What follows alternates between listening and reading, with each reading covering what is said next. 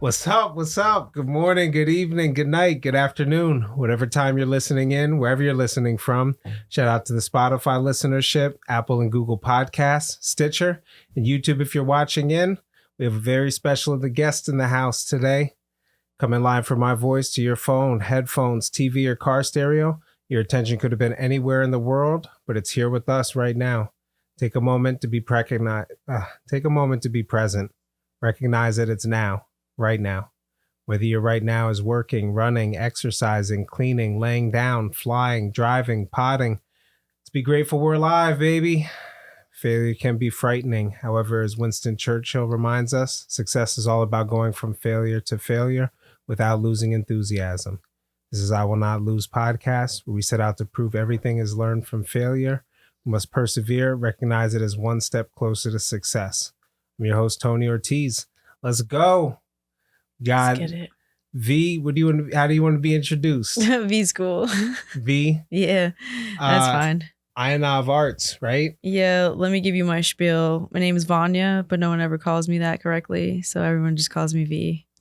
There you go. Yeah. Also, who are the people who can tell about the name? No, I'm not Russian. Oh, yeah. All right.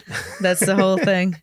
All the time. Just as long as we get that cleared out of the airwaves, because that's what the comments are going to be talking about, though. Yep. But you're a tattoo artist out of Austin, Texas. Yes, out of Austin now, but I still have that studio space over here in PA. So in PA, you're gonna be busy tonight. Stopped in between tattoo appointments to record a pod. So you were actually the first shout out on like the first episode of I Will Not Lose. Yeah, first couple. Yeah, I bring you up all the time. Nah, definitely grateful for that. Appreciate it. Well, we visualized it. We had talked about having some sort of podcast, putting something together like a year before I actually pulled the trigger and did it. Yep. So it's like, it can happen. And then same thing with you with tattooing. You weren't doing it full time like you are now. Just a year or two ago. No, yeah. I was doing it like part-time, and then I was also working like full-time, and then after that full-time, a part-time job. So yeah. So it would either be like full-time in tattooing or part-time in tattooing. How'd you get into tattooing? So I was working like 2 part-time jobs and going to college full-time. And I was just like, this doesn't make sense because my school schedule doesn't match with my work schedule and vice versa. And it's just like this is just like a vicious cycle. So I'm like, what else can I do? And like I drew a lot in high school and people would ask me to draw stuff all the time. So then I started hearing like, can you draw me this tattoo design? Can you draw me this tattoo design? I'm like, all right, sure. So then I was like, well, why don't I just check out like becoming a tattoo artist since I'm already creating designs. Then I went to a couple shops with someone at the time because we were both seeking an apprenticeship, and then we found a place.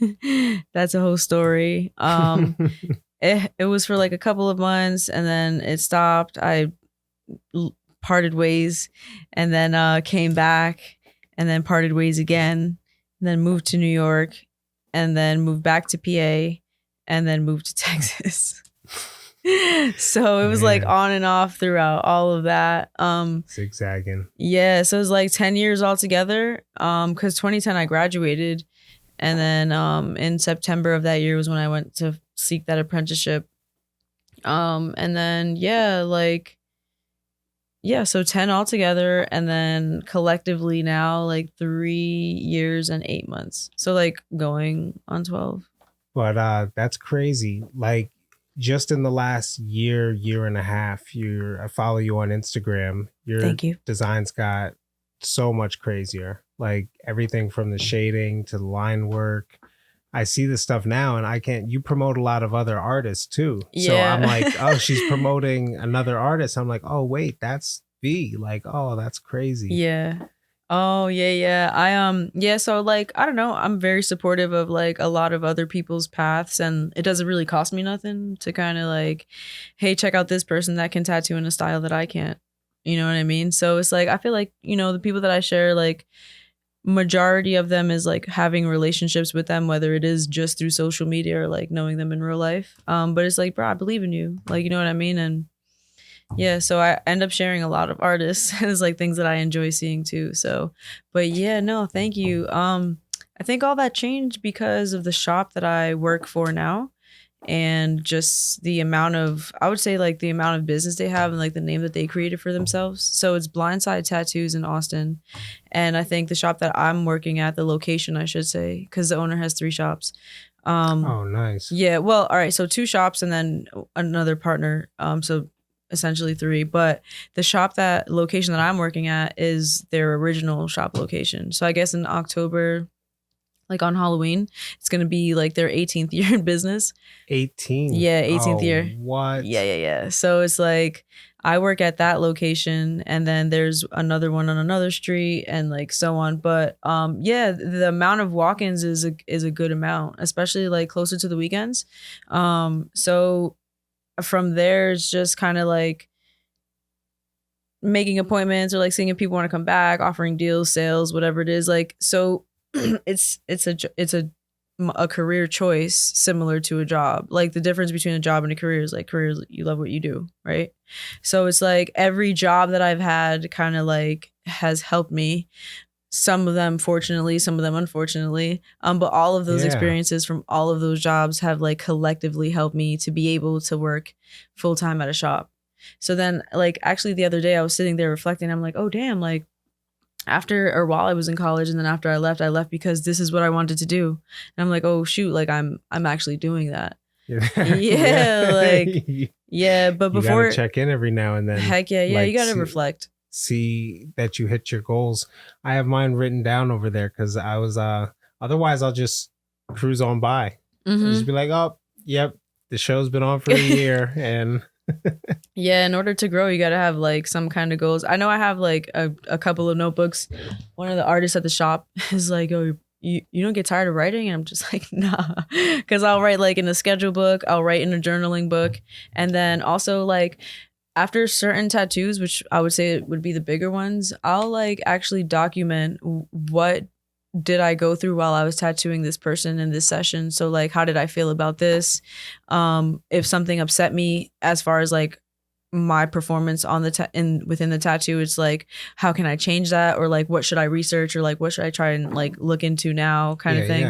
Yeah, so it's like reflecting in several different ways, and then also just like just being mindful as far as like growth. Cause it's like we can sit there and be like, oh, well, this one didn't come out so good. Maybe I'll do better on the next one. But how are you gonna do better? You know what I mean? So yeah, I guess I do write a lot. But yeah, I mean, I think I also write too, and I just started journaling because prior to getting into Blindside, I took a mentorship with another tattoo artist, and his name is Andy Foe. So I learned like within that mentorship, not only just like things about tattooing, but also like in addition to things like being aware of things about self. So it's like, you know, what are some of the things that you deal with and go through? And then it's like, how can you be better? Which is like a synopsis or like a majority of a lot of the conversations that I've had with him as far as like personal development and like growth. So one of the things too was like, he's on his own journey, you know what I mean? So something that has helped him is journaling. So it's just like, maybe this might help you too.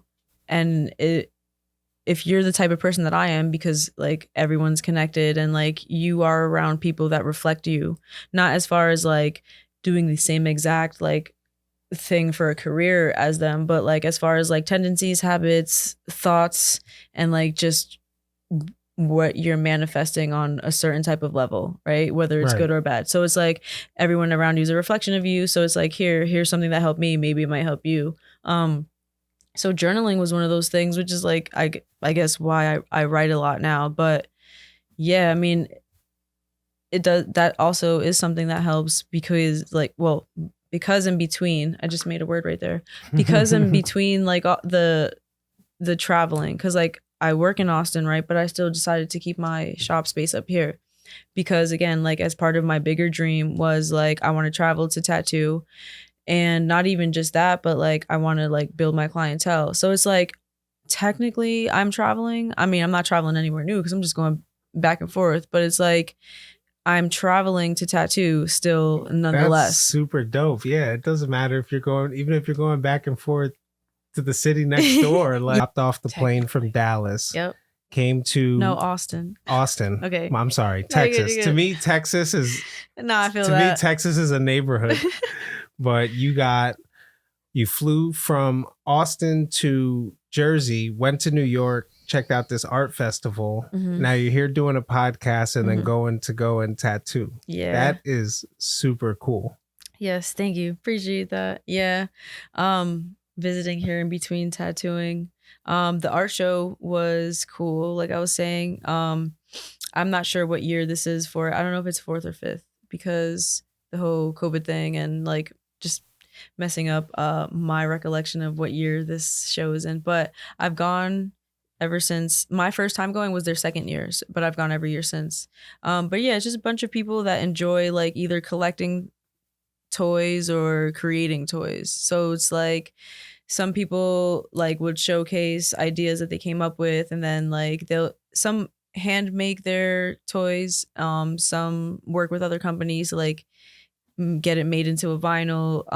Some like work with other companies that like specialize in dealing with a certain like type of finish of the toy. So I'm not like too well versed as far as like the finishes, Like but the different coatings? yeah, and I wouldn't say Or- coatings. I would say like the methods of making these toys. So some are 3D printed, some are vinyl, some are resin, like stuff like that. Some are clay, like whatever medium it is, stuffed animals, whatever medium it is like just everyone who does that kind of stuff coming together. But then there's also stores that just sell toys. So they'll have like their booths up of like the toys that they sell that are from other bigger artists that are like not at the show. So it's like pretty cool. I think if you are familiar with like sneaker conventions, it's like similar to that, but just toys, not sneakers. So they'll have like I'm not, but I performers and wish I such. was. Damn, well, Like maybe someone in the viewing will know. I see when people get excited about sneakers, and I'm like, man, I wish I had that passion for it. They have their whole value behind it. So toys have like a value. They do like limited runs and stuff. Yeah. I'm familiar with like Pokemon cards or other Mhm. collectibles. Like Brian Yount that I had on here is Yeah. into disc golf. Did you Yeah. did you hear that episode? I did hear some of it. I didn't hear it fully, but yes. I try my very best to watch, if I don't watch, hear every episode. But yeah, I mean, everyone has a different passion. So once you're involved in that world, that's now your world that you're in. Like you're a part of, you know what I mean? Like, but Yeah. it's community. But yeah, I mean, all right, so it would be similar to like people that collect like or collected baseball cards or like cars, like actual cars. So it's like the value comes from like the people who value it. Does that make sense? Yeah. Okay. Yeah. So it's pretty cool. Like, one of the other main reasons that I go to is because in this first year that I went, the second year of the show, they had an artist there. And I don't know, I was just chilling in the back, kind of grabbed a beer at one of the like food trucks, and then I was just chilling in the back there. And so he was like painting. So I was watching because I actually had started following him on Instagram because it was like being very big into like the graffiti culture at the time when I was like way more passionate about it. So I had noticed, and I noticed that he was there. So yeah, he just kind of like sat down and said what's up, and then we just came like mad cool ever since. Yeah, so like every year I see him, and it's like also very cool to see his growth. So his name's, well, I don't know if he wants me to tell you his real name, but his nickname is CZ. So he goes by like CZ13. But yeah, to have watched his growth is like really cool too. So it's like he started with like just one character, one like solid base character, and then from there it's just grown into like different variations of this character, different variations with collaborations with other artists for this character, and it's like it's just like this evolution of a person. So it's like pretty cool to go to be able to support that, and then also see whatever else is around because it is a side passion of mine and a passion project also. So it's just like getting re-inspired and remotivated to like remember that like this is also where you want to be. So like sometimes people are like, oh, you're probably doing too much, and it's like, but am I? Well, that was your business when I first met you, was Lost Stuffs, the toy company, right? Yep. So I mean, I don't know. Yeah. To me, you've always been doing it. You've always been super interesting in terms of different endeavors that you have going on. I think you listen too much to the haters, I guess. I mean, I don't know. I mean, it might sometimes. I mean, I get the basis of the advice, which is like focus on one thing. But it's like let's be realistic to a certain degree, anyway, right? So it's like, yeah, I can focus on one thing, but then it's just like I don't know. I'm an artist, so like getting bored quick of things or like wanting to work a little bit on this over here. And when I get tired of this, let me work a little bit on this over here. You know what I mean? But as long Hmm. I feel like they say focus on one thing at a time, because then you'll be stronger in that subject. But it so technically it is of the same subject matter because it's art. So it'd be like tattooing and then like making my toys. I came up with these toys while I was tattooing because I had to make original designs and I'm like a big child, so I chose to do like a cartoon kind of theme. And then I had another friend that like hit me up and they were like, shout out to Tubbs. It was like, yo, you should make these into toys. And I'm like, yeah, I'll think about it. And then I it was kind of like just always in the back of my head. So again, it's like tattooing and the toys were like they're like very in conjunction with each other as part Yeah, of like man. my story. It's your outlet for creativity. Like the nowadays with all the tools to create, I think if you just create one thing is very one dimensional. Mhm. Like even with like music, it has to have a visual behind it. Matter Yeah. of fact, that's a crazy plug that you said. A shout out to Tubbs. I just messaged Facts. him about an hour ago. Oh, I want to take his beats and do like visualizers or something, and oh just yeah, yeah, that'd be dope. a way to create or do some. He didn't respond back yet, so I'm Uh, really throwing him out there. But very what's good, probably, man? Shout out to Tubbs. probably working in the lab or something. Yeah, for real. But that's nuts. So I wish you could have made it. Yesterday was that Empower 610 day with a whole bunch Mm, of hip hop performances. You yeah, were in the music scene, local music scene. yeah. I knew a couple of people. Yeah, I knew a couple of people. And then also, I guess predominantly it came from having a connection to everyone knows him as Jack Nine. So I forget Yep. initially how I met him. I don't know if it was like I think it was for like a video casting call thing.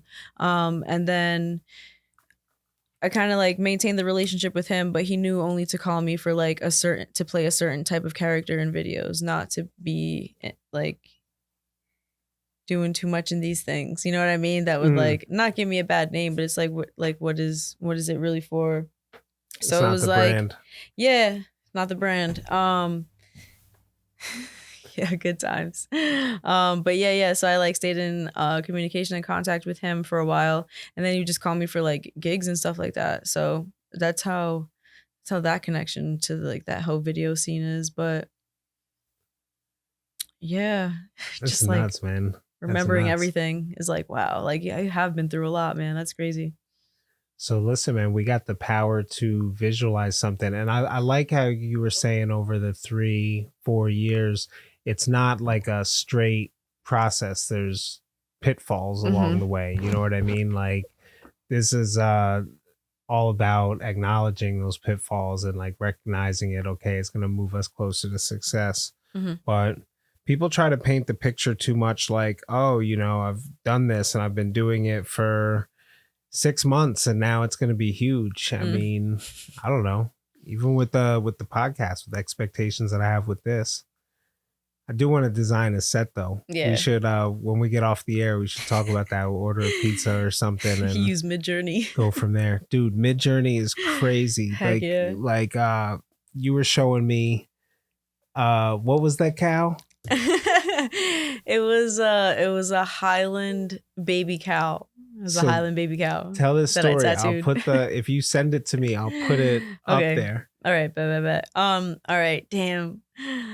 Hey man, it is what it is. It's just the way the world's turning. All right, so boom, Midjourney, amazing. Normally I feel like I was telling you, like if I have the conversation with other artists, a good percentage of them are aware of what Midjourney is. If I have a conversation with like people that are not artists. I'll just say that I don't want to get caught slipping being impolitically correct. But yeah, so people that are not artists are not really too familiar with it. So it's just like, all right, well, have you heard of Chat GPT? And then they're like, yeah. It's like, all right, well, there's just like an artistic version of that's happening it's also. Chat GPT for art. Yeah, exactly. That's a great way to put it. Like, and it was out before. I was using Midjourney before Chat GPT came out. Yeah. And I don't know. But yeah, for my listeners who aren't familiar with Midjourney, you literally just type a prompt in and it draws it or creates it. It's a lot of controversy on how it creates it or what, but it's an original piece of artwork. It samples artwork that's out there. It's funny. And we need to have this conversation. Here's the conversation. We need to have this conversation because isn't everything you do derivative of something else? Right. I mean, well, so I feel like that is an element that has stunted my growth because I was always like, I don't want to copy anyone. And it's just like, well, it's necessary to a degree. So yeah, I get what you're saying there. Honestly, I don't feel that an artist is, well, I don't know. At least speaking for myself as an artist, I don't try to have a style and I can't see it. But when other people see my work, they're like, you have a style. I can tell that's your stuff. I don't know if it's certain things I do, habits that I have over, but I think it's a curation of all the stuff that inspires me. You know what I mean? Like hip hop, motivation, self growth, like that stuff all kind of spills out into the artwork that I do. So I don't know, like you could recognize somebody else's style and be like, I want to take something from that, and you could tribute it and you could be original. Not out here, but they say what do they say? Good artists borrow, great artists steal, or something like that, or like what is it? Something is a form of flattery. Imitation is the highest form of flattery. There's that quote, and it's just like, but it depends on what you're imitating and like your intention behind that imitation, because sometimes it's not flattering at all. Like it's when sometimes like, you just bite it. That was the one they call it, like biting. It's like when they try to like make remakes to movies nowadays, it's just not the same, like at all. So it's like similar to that, I guess. You saw Little Mermaid? No, I haven't. I don't know if I want to. Oh no. I don't know if I want to. I've heard that from a bunch of people. Yeah, I mean, I get it. You know what I mean? And I just haven't seen it because it's just a real life person. I'm used to the cartoon. Yeah. I'm a big kid. You know that you can really make you can make expressions happen. Bro. She did a phenomenal job. You seen it? Yeah, I saw it. I mean, all right, with a good couple recommendations, I'll check it out. But it's just like, oh man, but like it was a cartoon. And I guess like sometimes turning a cartoon into like a real life thing is kind of cool. Like I think they did it with, did they do it with The Simpsons? I don't know. They made a movie with The Simpsons, but like turning them into real life Simpsons. I think it was an artist that did that. So they like, what? Yeah, bro. So this guy, I forget the name. I forget the gender also. I don't know if it's, let's not. All right. This artist, right? He'll take like pop cultural animation icons and turn them into like, or gives you a version, and he might be using Midjourney too, of like what they might look like as like people. I did see something like this. Yeah. So, damn, yeah, but it's just similar to that. I thought you meant like a whole movie, like Homer. No. That would be wild. Nasty. There's an idea for filmmakers. That would be gross. Actually, that would be. It'd be interesting. It'd be so much. I want to see what that donut looks like. I would like to see. It's probably the one they sell at Dunkin'. Duff beer. Oh man. But I love the world of creation. I just got a whole bunch of stuff. I gotta hop back on Crunchyroll. I love Crunchyroll. I haven't spent a bunch of time on there. I don't have as much time digesting other people's content. Music I do. Music I will. But like in terms of watching TV or other filmmaker stuff, I try to, there's just so much. There's just a lot. So much. And like, you want to watch what everybody's talking about, but then at the same time, I still have stuff that I want to watch. Like I still want to watch The Sopranos. Oh, damn. You never finished that?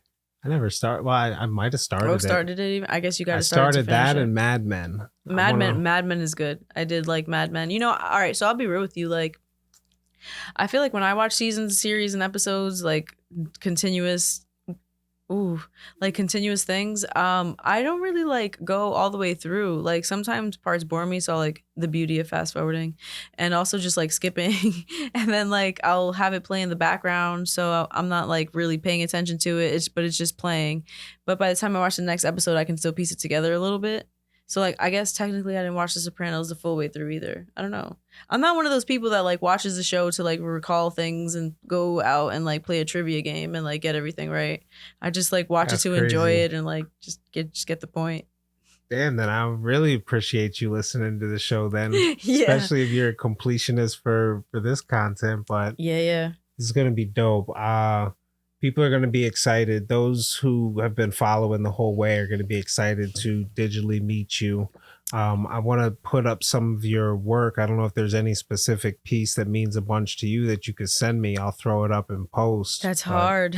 Damn, that's hard. Like it's like I tell some of my clients, like I feel like I say like every piece is my favorite, like my new favorite, and it's just like because I did it that day, so it'd be my new favorite until like my next one comes in. Like as far as like the bigger color pieces or like the more heartfelt, emotionally connecting ones, kind of thing.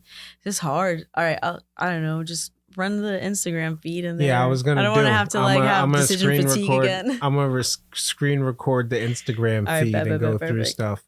But yeah, no, that would be dope for sure. I want to promote you, Thank and you. it was funny. I think you had said something like you wanted to get further along before you came on the show. Oh yeah, And yeah. I'm like, what are you I'm like, talking what do you about? mean? I don't know. But keep growing, keep doing what you're doing. We should grab some food or do something there. I think my dog's bugging me as well too. No, so I feel that. I'm gonna close us I'm out of always here. hungry. Is there anything you want to promote? This is our chance for announcements. Yeah, I mean, I would promote you with this podcast for sure. So people Thank can you. kind of like not feel alone, you know what I mean? Like and not feel just the burden and the weight of perfectionism that doesn't exist. So like that would be one shout out. I want to thank my mom and my dad. No, I'm stop. Yeah, I mean the shop that I'm working at, obviously, because I'm working there. Like, if you're in Austin, come through. If you're out here, figure it out. I'm down to tat you too in Allentown, but yeah, I don't know, man. I feel like shout out to everything every day. Shout out to God and all that. That's a whole nother conversation. Like that. Let me not do that one either. Yeah, I think that'd be it. As far as shout outs go. That's super dope. I don't know of anything coming up. It's been a big weekend. It's going to be a lit summer though, man. There's so much coming on. Going to a couple of comedy shows. Oh, nice. Where are you going to? Schultz's coming No. to Wind Creek. What? Yeah. And normally, usually I say like, damn, they have it bad if they're coming to Wind Creek. But that one, that's, you got it good if you're coming to Wind Creek. Yeah, That's dope. he's doing that in an arena. So I'm man. excited. That's cool. He's another one I like seeing the growth and checking in with stuff. Yeah, he's hilarious. He's like turning into like a little cameo movie star now. Yeah, super dope. All right, I'm gonna stop talking. I talk a lot. You're gooch. All right, man. This is I Will Not Lose podcast, where we set out to prove everything is learned from failure. We must persevere and recognize it as one step closer to success. To support the show, visit the website shows.acast.com/I Will Not Lose and subscribe on your favorite podcast player. Share the episode link, leave a comment. Contributions appreciated. Thank you for listening.